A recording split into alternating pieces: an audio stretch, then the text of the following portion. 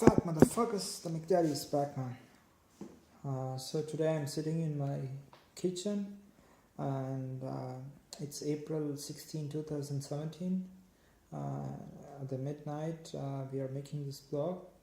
And today I'm going to speak about my culinary habits, by that I mean the kind of diet I take, and just showcase to YouTube and to myself at this point of life what I was consuming as a part of my daily nutrition. And this is a project which I'm very much interested for the last couple of years, to record the present moment of my life and to look back from future, so that I just want to know how I lived and how I looked and the kind of attitudes which I had at that point of time.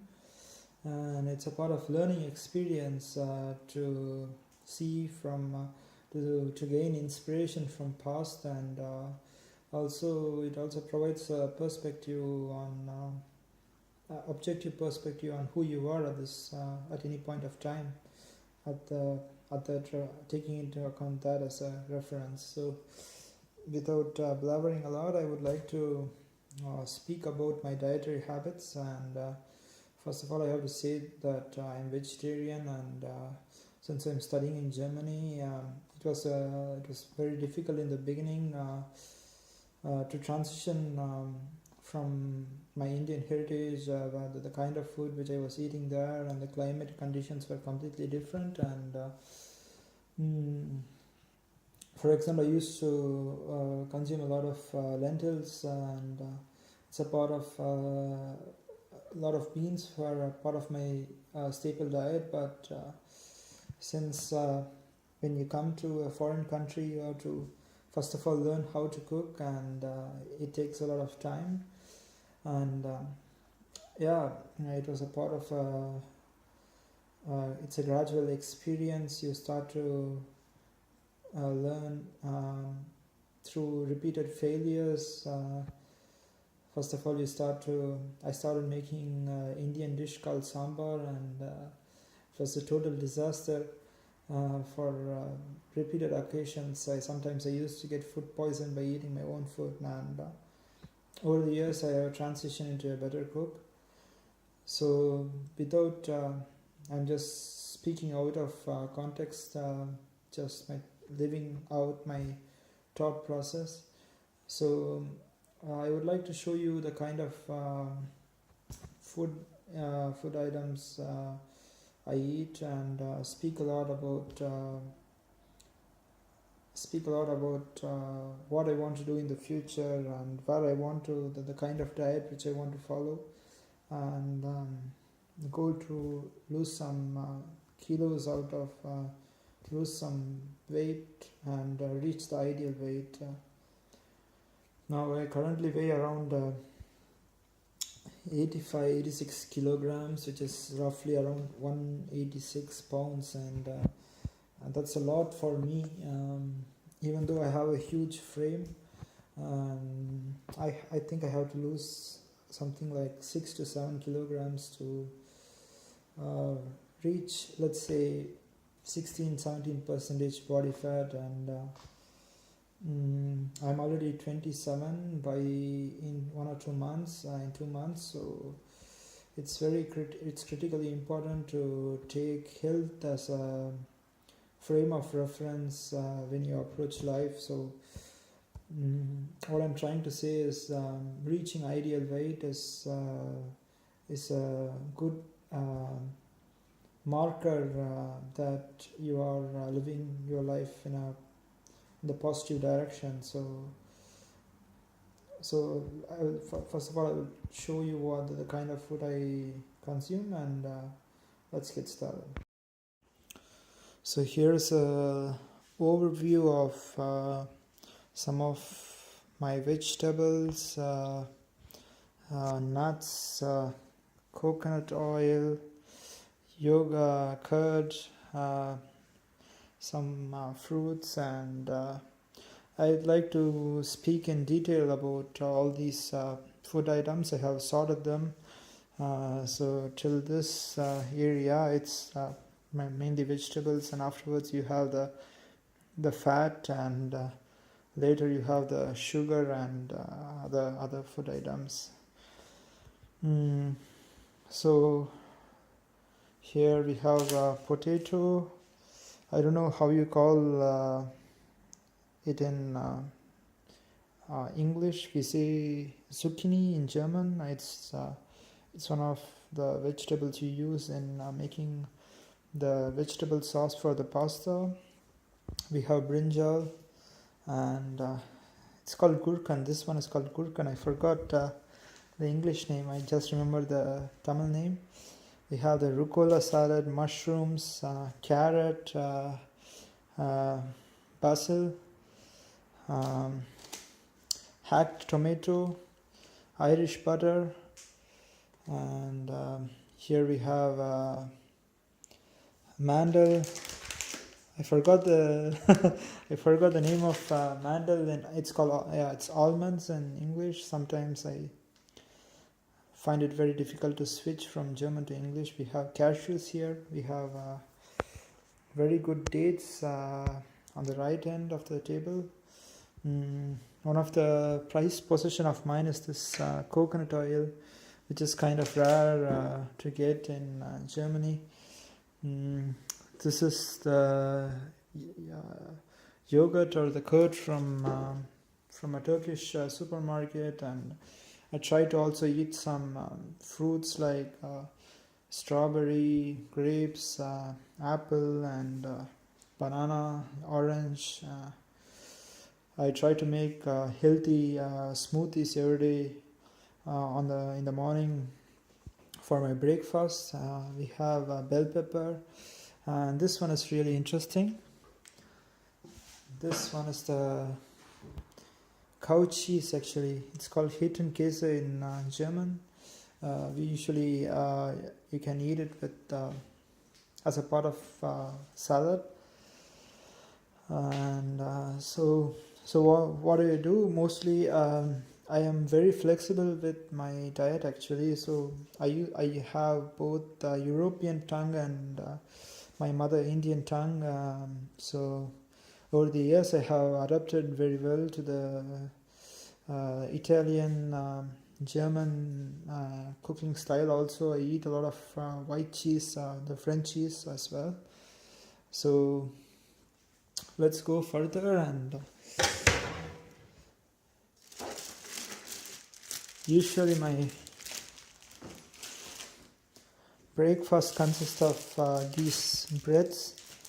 The brown bread, we call it Roggenbrötchen in German, and I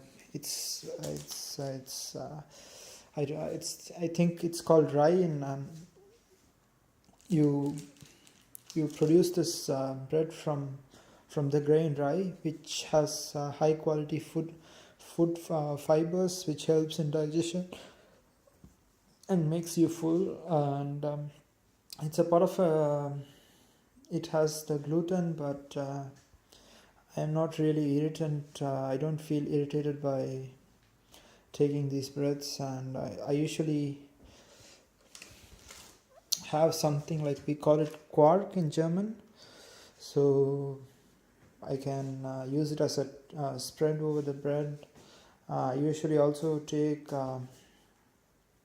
I used to sometimes eat the bread with white cheese and kind of like cream spread with different flavors like tomato, also some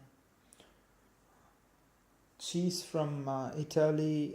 I can show you in the what I have over here. So for example, here we have the paprika chili, which means pepper, bell pepper chili mix. It's mixed into the cream, and I like it very much.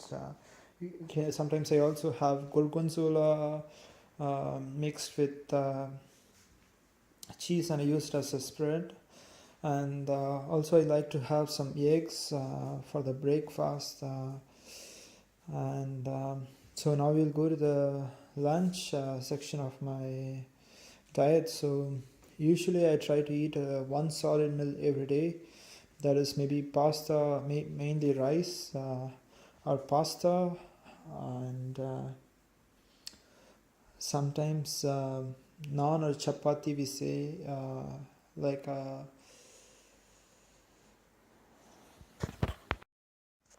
so chapati is kind of like a Mexican wrap, and it's mostly North Indian.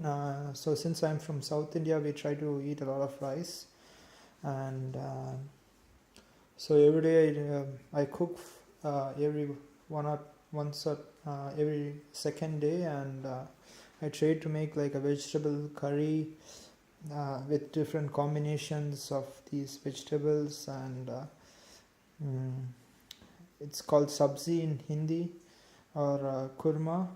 And my main diet mainly consists of taking a lot of linsen. I can show you what I have over here. It's always packed in the section.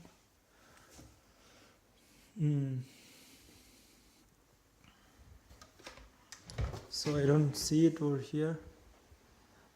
Okay, I have it somewhere else, but I try to consume a lot of lentils, and green lentils, red lentils, and we make a dish called sambar. It's a traditional Tamil cuisine, and it goes really well with rice, and it makes you full actually.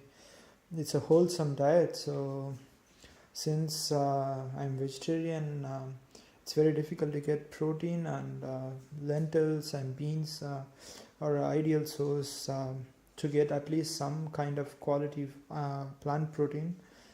On the other days, when I'm really bored with eating rice, I try to make pasta, something like we have some macaroni over here, some pasta behind. I try to use a ready-made sauce like pesto. It's called in Italian it's called pesto, and it tastes really good, man.